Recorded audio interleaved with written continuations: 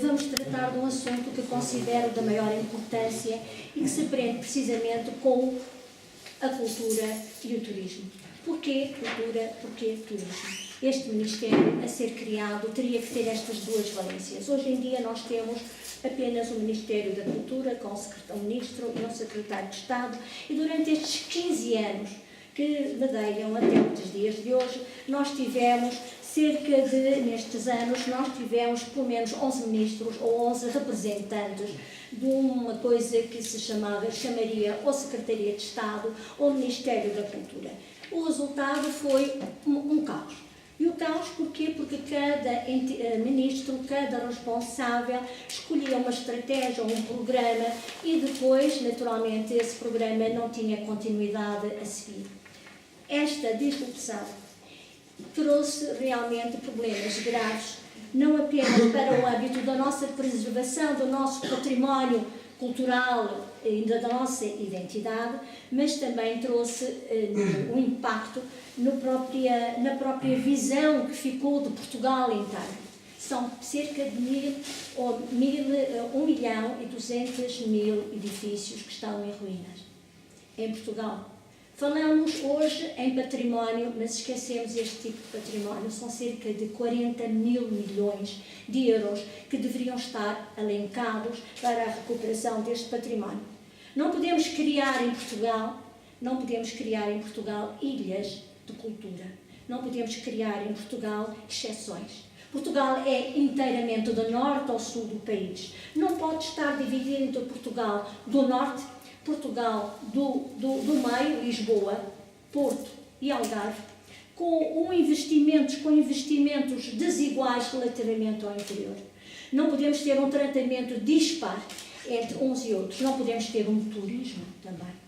E porquê a ligação deste turismo? E por isso é que eu posso dizer que é neste momento desta crise, é uma crise de valores também, da consciência da existência do outro e da incerteza sobre o futuro da nossa identidade, porque a cultura está ligada à nossa identidade, o turismo vai permitir, efetivamente, fazer com que o dinheiro que conjunturalmente nós estamos a receber, por razões conjunturais, o turismo tem aumentado por razões conjunturais em Portugal e neste momento representa 1.000 milhões de euros, no ano passado representou 1.000 milhões de euros. Pensa-se que este ano o turismo terá criado cerca de 380 mil empregos, é responsável por 6% do nosso PIB.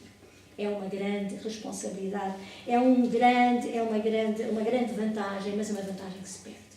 É uma vantagem que se perde porque ela está dividida. Temos uma organização que trata da questão do turismo, ligada ao Ministério da Economia, que é o Turismo de Portugal, e que tem umas verbas consideráveis, verbas essas que são distribuídas, vou-vos dar um exemplo, verbas essas que estão distribuídas em 10 milhões para roteiros sobre o património mundial, mas ninguém cuida da gestão desse património mundial. É uma incongruência.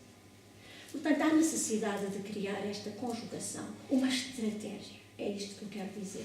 Há necessidade de criar uma estratégia e uma coerência que ponha em contacto o norte e o sul do país, que ponha em contacto os cidadãos com o seu mundo real e a sua identidade, que é uma identidade não local, mas nacional. Temos que pôr isto em contacto também, temos que criar métodos, temos que rentabilizar o turismo e canalizar, naturalmente, através desta estratégia, canalizar o turismo para a recuperação do nosso património, para a recuperação da nossa identidade. Mas não falemos apenas disto. Falemos também da nossa relação deste Ministério a ser criado, que não tem que ser obrigatoriamente um mega ministério.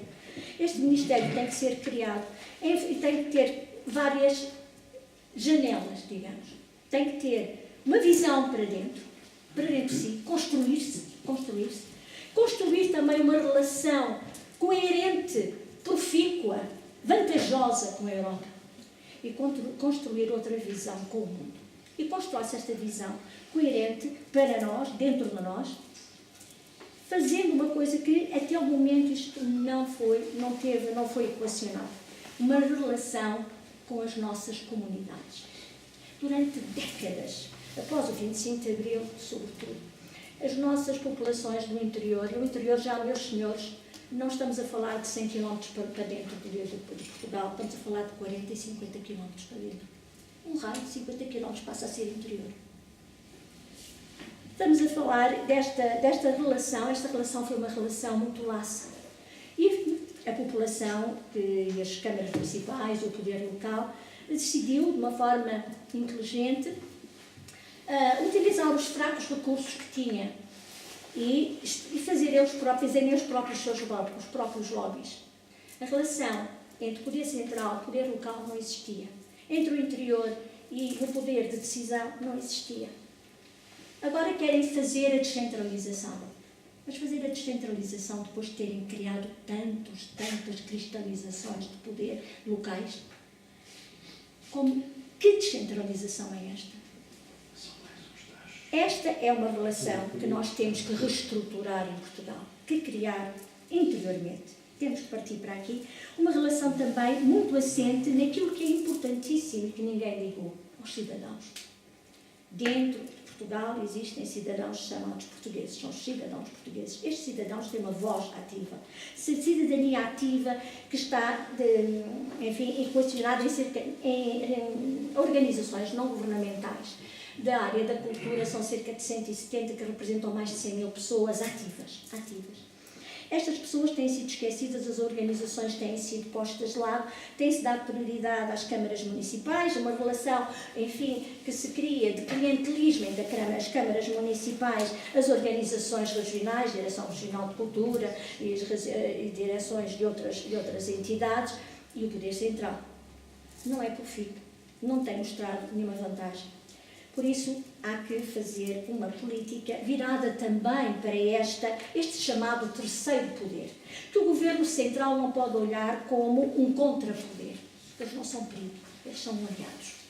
Até porque, com esta aliança, nós também conseguimos fazer com que se desbatam alguns dos custos. As parcerias são fundamentais. Os stakeholders não podem ser vistos apenas como investidores. Não são os grandes investidores os stakeholders.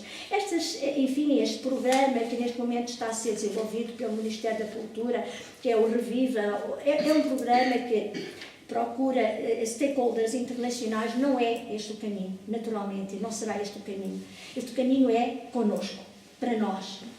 Criação da identidade, criação de objetivos comuns, uma cidadania ativa, é isto que precisamos. E assim criamos riqueza. E assim, meus amigos, criamos riqueza. Mas também é preciso que a Europa nos entenda. A Europa tem feito, e eu tive a oportunidade de estar na União Europeia, de várias vezes ter participado em alguns projetos, e para meu grande desgosto verifiquei que a União Europeia tem programas que não chegam a Portugal. Ou seja, chegam a Portugal, mas ficam-se num limbo e não são aplicados, são dinheiros perdidos. Ou se não são perdidos, pelo menos esvaziam-se. Grande parte deste dinheiro é desviado. É desviado para quem? Para empresas que estão especializadas em fazer a aplicação e o entendimento dos projetos e a elaboração dos projetos. Tão especializadas que levam a maior parte do dinheiro em custos. O que é aplicado no terreno não funciona. É pouco. É muito pouco, são migalhas quase. Acabam por ficar tudo em migalhas. O resultado, nós temos uma complexa procedimentos que é necessário tornar transparentes. É necessário dar formação às pessoas, mas não são formações de 1 hora, 2 horas. É preciso haver um gabinete estatal que esteja ligado ao Ministério da Cultura, que possa fazer este encaminhamento, fazer este acompanhamento com especialistas que possam trabalhar a tempo inteiro com as autarquias, com as organizações não governamentais, com as empresas, para conseguirem alavancar e conseguirem o dinheiro que nós precisamos, não se perderem. Portanto, a União Europeia tem que ter respeito pelos países e não fazer coisas. De resto, a União Europeia acredita que os projetos que tiveram até o ano passado não tiveram resultados positivos. Foram muitos 1.000 milhões de euros gastos e nas indústrias criativas, nomeadamente nas indústrias criativas, que levaram na mesma ao desemprego, não tiveram efeitos repercussores, não tiveram réplicas nenhumas. E eles pediram-nos a nós que lhes dessemos ideias. Não podemos dar ideias quando as próprias organizações não têm interesse em fazer diferente.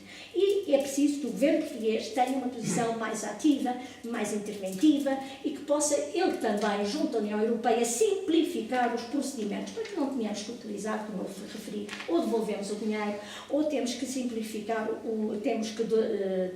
perdemos o dinheiro nestas empresas que trabalham só para, enfim, para resolver o impossível, ou quase o impossível. Outra questão que temos que tratar é o nosso património nas duas vertentes, não apenas o património material e imaterial e o edificado que está espalhado pelo país, mas também no nosso património mundial. Nós temos problemas muito grandes com o património mundial, meus senhores.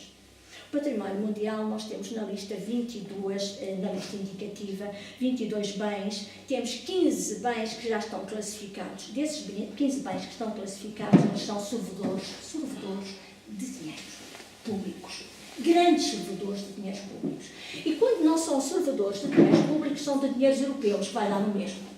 Que vai dar no mesmo. Daí estamos, eu ter referido há pouco, que estamos a criar ilhas. Portugal não pode ter ilhas.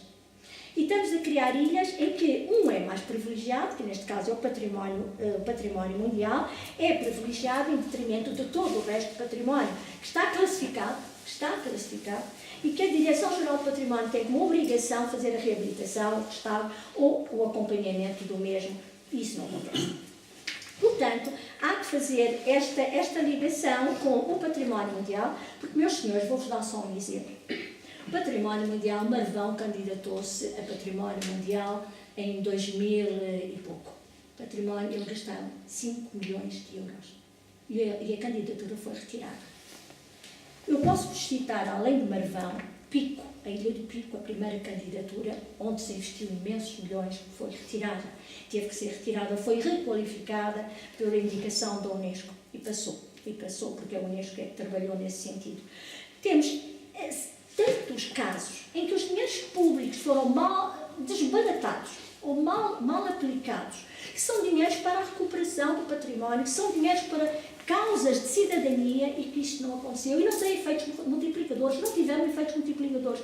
E eu fico admirada, fico escandalizada mesmo, quando olho para a lista indicativa que Portugal apresenta, e, meus senhores, quando se fala em lista indicativa, e já agora desculpem esta pequena observação, a lista indicativa é uma lista que conta com a indicação, como o termo refere, a indicação de bens que nós gostaríamos, o país gostaria de ver classificado como património mundial.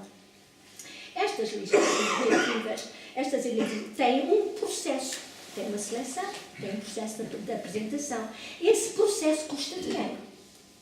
Não é preciso chegar ao processo final da candidatura. Ele também já custa dinheiro na pré-candidatura. E nós estamos a apresentar uma lista indicativa, meus senhores, em que temos, olha, por exemplo, a Gulbenkian para ser classificada. Temos, por exemplo, Cisa Vieira para ser classificado. Temos Lisboa Global para ser classificada. Temos uma porção de bens, não é? De bens que à partida não têm classificação. Portanto, isto é dinheiro mal gasto. Mais é o descrédito de Portugal junto das instâncias internacionais. Porquê? Porque sempre fazemos uma candidatura e fazemos a pré-candidatura, enfim, que não é execuível, os ignícios ou o que é dos dinossauros foram retiradas, por exemplo, foi retirado, as Ilhas Selvagens foi retirado, portanto, Santarém foi retirado e Santarém foi cerca de mais de 5 milhões de euros gastos também em termos passados, mas foi no passado. E, portanto, estas candidaturas acabam-nos por perguntar o que é que andamos a fazer. Quais são os critérios? Porque nós temos um entendimento errado, meus senhores, errado, de que estas candidaturas têm que ser políticas. Nós apresentamos uma candidatura à Unesco e dizemos, bem, como nós temos alguma influência política, ou porque estamos no comitê, Portugal está no comitê neste momento, ou estamos no comitê, ou coisa que o vai, portanto, Portugal tem umas influências e passa. Não passa, meus senhores. Não passa. E pior é que nós gastamos dinheiro. O pior é que são dinheiros públicos que se vão sem nós percebermos como.